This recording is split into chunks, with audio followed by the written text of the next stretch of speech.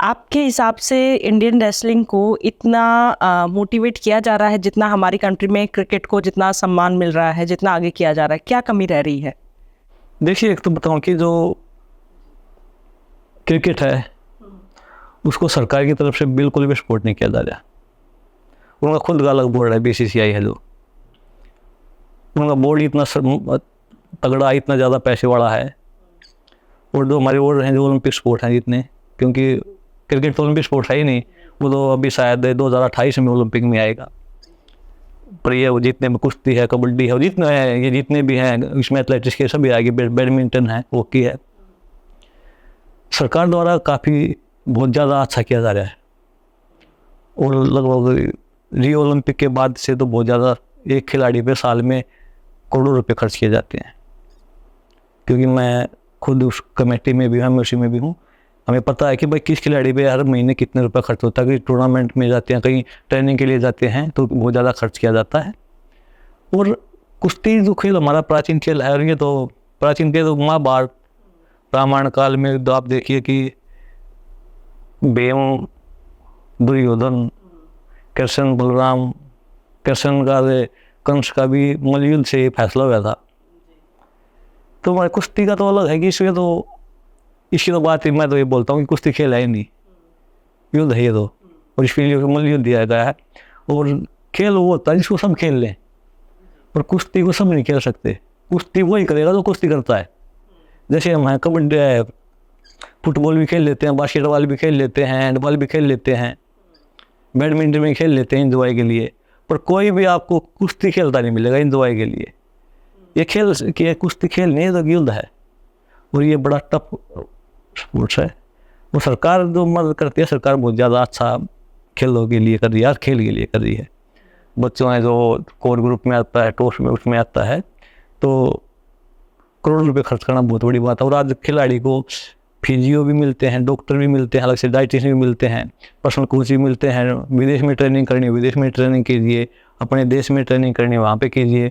उसके बाद जो ओलंपिक टीम में हैं, ओलंपिक मेडल के जो दावेदार होते हैं, तो जिनको सब जूनियर लेवल से बच्चों को ले लेते हैं जो अच्छे हों, हर महीने 50,000 रुपये उनको दिए जाते हैं। तो सरकार की तरफ से बहुत ज़्यादा अच्छा किया जाता है। हमारे देश में बोलते हैं कि भाई मेडल तो 140 करोड़ की पॉपुलेशन है, मेडल तो गिने चुने आते हैं। तो बात पॉपुलेशन के ऊपर नहीं होती, बात होती है कि खेल कितने लोग करते हैं। अब हमारे देश में कुश्ती को लीजिए, कुश्ती वैसे बहुत ज़्यादा लोग करते हैं, पर कितने बच्चे करते हैं? आप शहर में देखिए कितने बच्चे कुश्ती करते हैं, गिना चुना कोई मिलते, मुश्किल मिलेगा।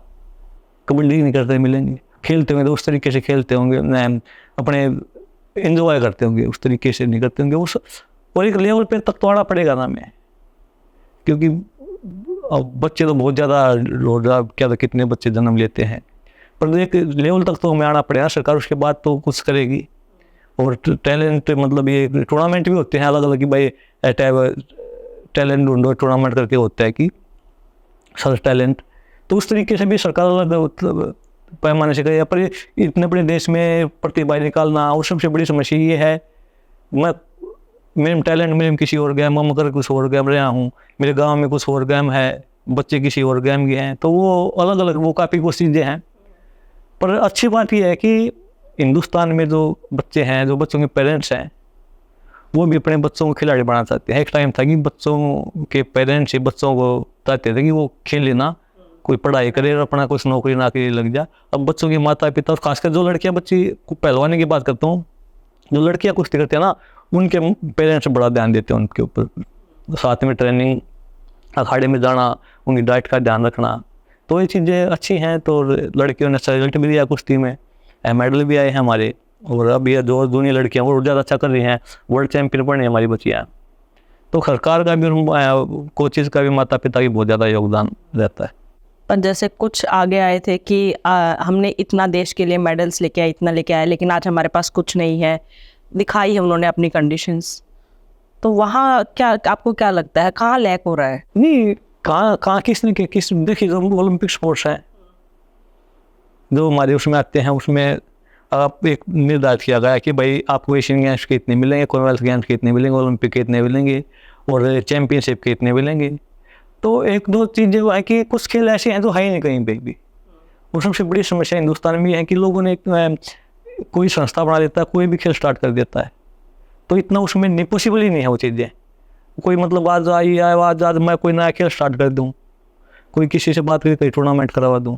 अगर आप ओलंपिक स्पोर्ट्स में हो तो अगर आपको जो मेडल मिलते हो, अगर आप एक लेवल पे पहुँचते हो तो आपको हर चीज़ मिलेगी।